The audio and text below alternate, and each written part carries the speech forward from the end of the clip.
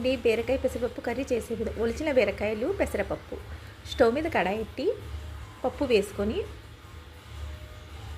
ఎర్రగా ఫ్రై చేసుకోవాలి. ఫ్రై చేసుకున్నాక ఇలా బాగా ఫ్రై అయిన తర్వాత ఒకసారి కడిగేసి పప్పు స్టవ్ మీద పెట్టండి. పెట్టి ఒక అర గ్లాస్ నీళ్లు వేసి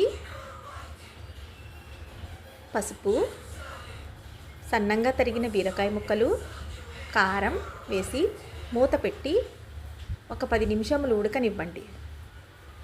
బాగా ఉడికిపోతుంది. ఇప్పుడు ఆల్మోస్ట్ ఉడికిపోయింది కదా. పచ్చిమిర్చి 3 వేసి బాగా కలపండి. కలిపిన తర్వాత పక్కన పప్పు పెట్టుకోండి. ఎండుమిర్చి, జీలకర్ర, కరివేపాకు, ఎల్లుల్లి రెమ్మలు బాగా వేగిపోతున్నాయి కదండి. ఇప్పుడు సరిపడినంత ఉప్పు వేసి ఈ పప్పు కూడా వేసింది. ఎంతో టేస్టీగా పెసరపప్పు బీరకాయ రెడీ.